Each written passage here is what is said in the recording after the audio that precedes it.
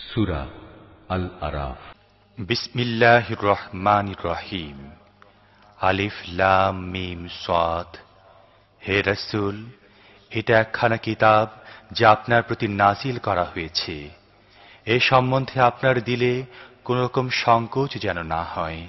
এই কিতাব এজন্য নাজিল করা হয়েছে যাতে আপনি এর মাধ্যমে কাফিরদেরকে ভয় দেখান এবং তা মুমিনদের জন্য নসিহত হয়। হে মানুষ, তোমাদের রবের পক্ষ থেকে তোমাদের প্রতি যা নাজিল করা হয়েছে তা তোমরা মেনে চলো। তোমাদের রব ছাড়া আর কোনো মুরব্বির পেছনে চলো না, কিন্তু তোমরা নসিহত কমই মেনে থাকো।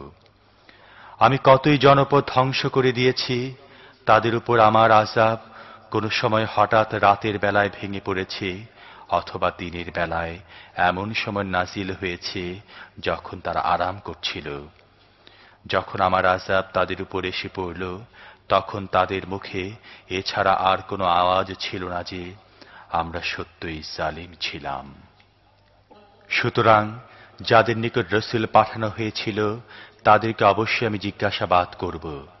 পয়গম্বরদেরকেও আমি জিজ্ঞেস করব যে আমার বাণী পৌঁছাবার দায়িত্ব তারা কতটুকু পালন করেছেন এবং তারা এর কতটুকু সাড়া পেয়েছেন।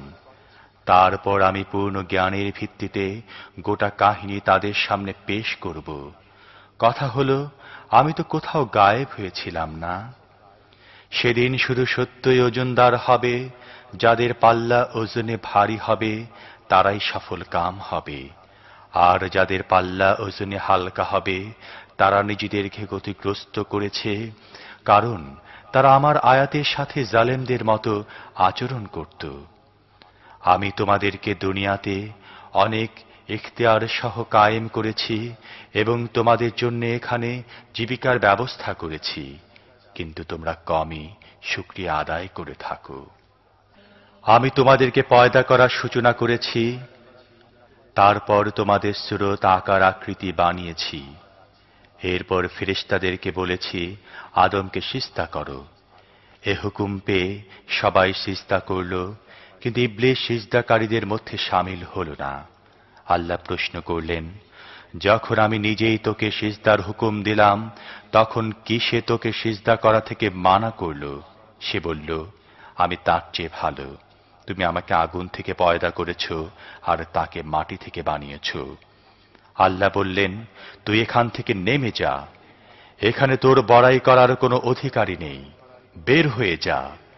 আসলে তুই তাদের মধ্যে শামিল যারা নিজেরাই অপমান চায়।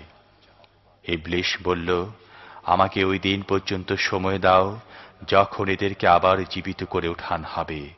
আল্লাহ বললেন, যা, তোকে সময় দিলাম।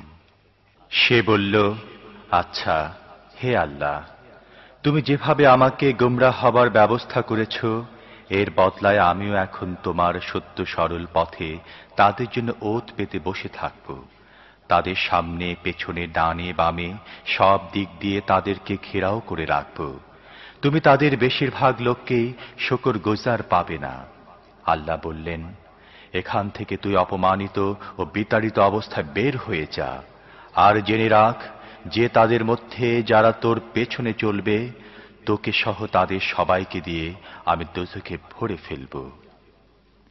হে আদম, তুমিও তোমার বিবি এ বেহেশতে বাস করো, এখানে তোমাদের মন যা চায় তাই খাও, কিন্তু এই গাছটির কাছেও যেও না, তাহলে তোমরা জালিমদের মধ্যে শামিল হয়ে যাবে। তারপর শয়তান তাদের দুজনকে কুপরামর্শ দিল যাতে তাদের যে লজ্জাস্থানকে একে অপর থেকে গোপন করে রাখা হয়েছিল তা দুশমনের সামনে খুলে দেয়। সে তাদেরকে বলল, তোমাদের রব যে তোমাদেরকে গাছটির কাছে যেতে নিষেধ করেছে এর কারণ এছাড়া আর কিছুই নয় যে তোমরা যেন ফেরেশতা হয়ে যেতে না পারো, অথবা তোমরা যেন চিরকাল বেঁচে থাকতে না পারো। সে দুজনকে কসম খেয়ে বলল, আমি তোমাদের সত্যিকার হিতকামী। এভাবে ধোঁকা দিয়ে সে দুজনকেই ধীরে ধীরে বশ করে ফেলল। যখনই তার ওই গাছের স্বাদ গ্রহণ করল, তখনই দুজনেরই লজ্জাস্থান একে অপরের সামনে খুলে গেল। তখন তারা বেহেশতের গাছের পাতা দিয়ে তাদের শরীর ঢাকতে লাগল। তাদের রব তাদের যুদনকেই ডেকে বলল, আমি কি তোমাদেরকে ওই গাছটি থেকে নিষেধ করিনি এবং তোমাদেরকে বলে দেইনি যে শয়তান তোমাদের প্রকাশ্য দুশমন? দুজনই বলে উঠল, হে আমাদের রব, আমরা নিজেদের উপর জুলুম করে ফেলেছি। এখন যদি আপনি আমাদেরকে মাফ না করেন এবং আমাদের উপর রহম না করেন, তাহলে আমরা অবশ্যই ধ্বংস হয়ে যাব। আল্লাহ বললেন, তোমরা নেমে যাও, তোমরা একে অপরের দুশমন। তোমাদের জন্য একটা নির্দিষ্ট সময় পর্যন্ত দুনিয়াতে বসবাসের এবং জীবিকার ব্যবস্থা রয়েছে। আল্লাহ আরো বললেন, সেখানেই তোমাদেরকে বাঁচতে হবে, সেখানেই তোমাদেরকে মরতে হবে এবং সেখান থেকেই তোমাদেরকে শেষ পর্যন্ত বের করে আনা হবে। হে আদম সন্তান, আমি তোমাদের প্রতি পোশাক নাজিল করেছি যাতে তোমাদের শরীরের লজ্জাস্থান ঢাকা যায় এবং শরীরের হেফাজত ও সাজসজ্জা হয়, আর তাকওয়ার পোশাকই সবচেয়ে ভালো। এটা আল্লাহর নিশানাগুলোর মধ্যে একটি নিশানা, হয়তো লোকেরা এ থেকে উপদেশ নেবে। হে আদম সন্তান, শয়তান যেন তোমাদেরকে তেমনি ভাবে ফিতনায় না ফেলে যেমন ভাবে সে তোমাদের আদি পিতামাতাকে বেহেশত থেকে বের করেছিল এবং তাদের শরীর থেকে তাদের পোশাক খুলে ফেলেছিল, যাতে তাদের লজ্জাস্থান একে অপরের সামনে খুলে যায়।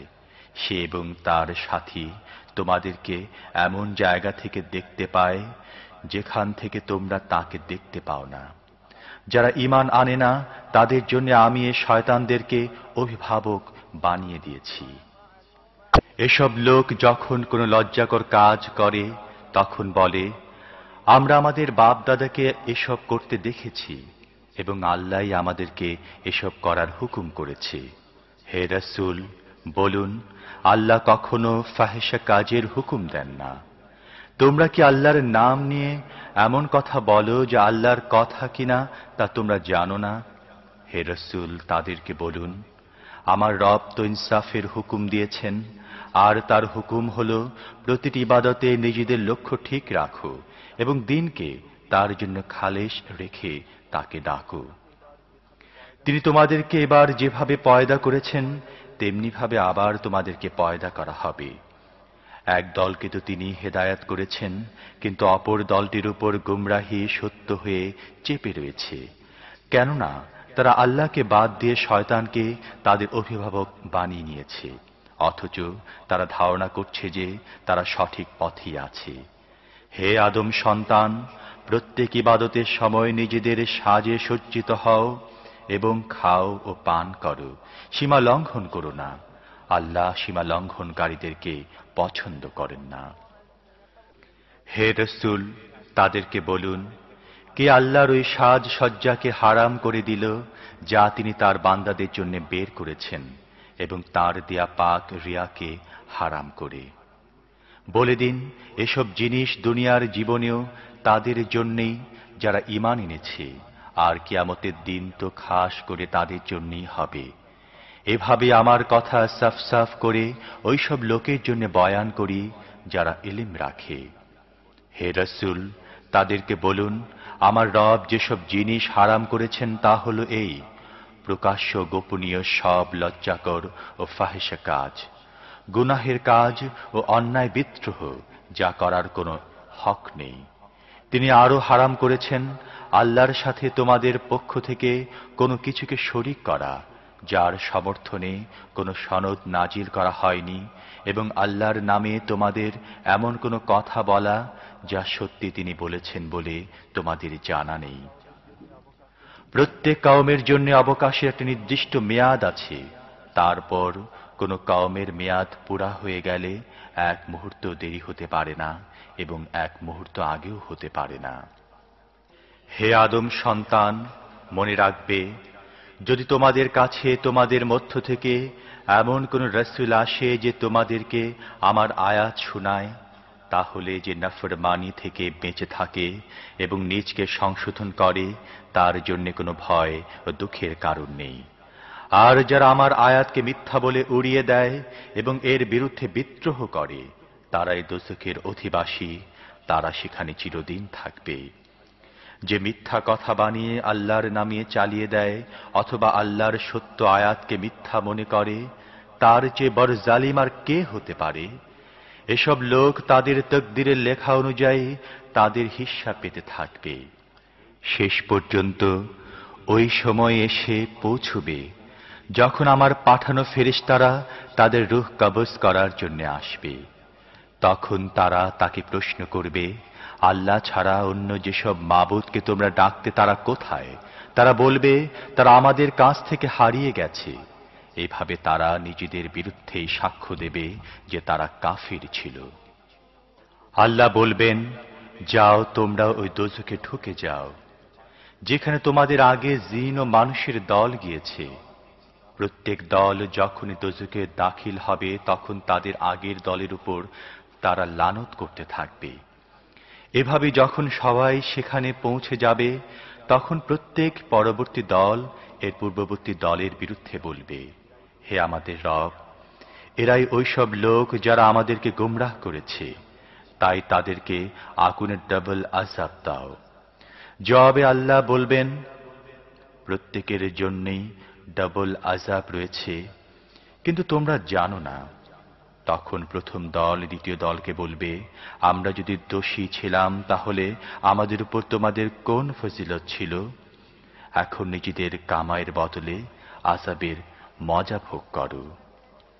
নিশ্চয়ই জেনে রাখো যে যারা আমার আয়াতকে অস্বীকার করেছে এবং এর বিরুদ্ধে বিদ্রোহ করেছে তাদের জন্যে আসমানের দরজা খুলে দেয়া হবে না। তাদের বেহেশতে যাওয়া তেমনি অসম্ভব যেমন সুয়ের ছিদ্র দিয়ে উটের ঢুকে যাওয়া। অপরাধীদেরকে আমি এমন বদলাই দিয়ে থাকি। তাদের জন্য দোজখের বিছানা রয়েছে এবং তাদের উপর দোজখের চাদর থাকবে। এটাই ওই বদলা যা আমি জালিমদেরকে দিয়ে থাকি। এর বিপরীত যারা আমার আয়াতকে মেনে নিয়েছে এবং ভালো আমল করেছে, এ ব্যাপারে আমি প্রত্যেককেই তার সাধ্য অনুযায়ী দায়ী করে থাকি। তারাই বেহেশতের অধিবাসী, তারা সেখানে চিরকাল থাকবে। তাদের দিলে একে অপরের বিরুদ্ধে যে বিরূপ ভাব রয়েছে তা আমি দূর করে দেব। তাদের নিচে ঝর্ণাধারা বইতে থাকবে, আর তারা বলবে, সব প্রশংসা ওই আল্লাহর জন্যে যিনি আমাদেরকে পথ দেখালেন। যদি আল্লাহ আমাদেরকে হেদায়াত নসিব না করতেন তাহলে আমরা নিজেরা এ পথ কিছুতেই পেতাম না। আমাদের রবের পাঠানো রাসূলগণ সত্য নিয়েই এসেছিলেন। তখন আওয়াজ আসবে, এটাই ওই বেহেশত তোমাদেরকে যার ওয়ারিশ বানানো হয়েছে, তা তোমাদের ওইসব আমলের বদলে মিলেছে যা তোমরা করেছিলে। বেহেশতবাসী লোকেরা দোজখবাসীদেরকে ডেকে বলবে, আমাদের রব আমাদের সাথে যত ওয়াদা করেছিলেন তা আমরা সবই ঠিক ঠিক পেয়েছি। তোমাদের রব তোমাদের সাথে যে ওয়াদা করেছিলেন তা কি তোমরা ঠিক মতো পেয়েছ? তারা বলবে, হ্যাঁ পেয়েছি। তখন কোন এক ঘোষণাকারী তাদের মধ্যে এ কথা ঘোষণা করবে, আল্লাহর লানত ওই জালিমদের উপর যারা মানুষকে আল্লাহর পথে বাধা দেয় এবং আল্লাহর সরল পথকে বাঁকা করতে চায়, আর এরা আখিরাতের অস্বীকারী। এ দুরকম লোকদের মাঝখানে একটি পর্দা থাকবে যার উপর দিকে আরাফে অন্য কতক লোক থাকবে। তারা প্রত্যেককে তাদের লক্ষণ থেকে চিনতে পারবে। তারা বেহেশতবাসীদেরকে ডেকে বলবে, তোমাদের উপর শান্তি হোক। এই লোকগুলো বেহেশতে দাখিল তো হয়নি, কিন্তু তারা এর কামনা করে। যখন তাদের চোখ দোজখবাসীদের উপর পড়বে তখন তারা বলবে, হে আমাদের রব, আমাদেরকে জালিমদের মধ্যে শামিল করো না। তারপর আরাফের লোকেরা দোজখের কতক বড় বড় লোককে তাদের লক্ষণ থেকে চিনতে পেরে বলবে, দেখলে তো, আজ তোমাদের বাহিনী তোমাদের কোনো কাজে আসলো না এবং যেসব জিনিস নিয়ে তোমরা বড়াই করতে তাও না। তারা আরো বলবে, জান্নাতবাসীরা কি ওইসব লোক নয় যাদের ব্যাপারে তোমরা কসম খেয়ে খেয়ে বলতে যে এসব লোককে আল্লাহ তার রহমত থেকে কিছুই দেবে না, অথচ আজ তাদেরকেই বলা হয়েছে বেহেশতে দাখিল হয়ে যাও। তোমাদের কোনো ভয় তো নেই এবং তোমরা দুঃখীও হবে না।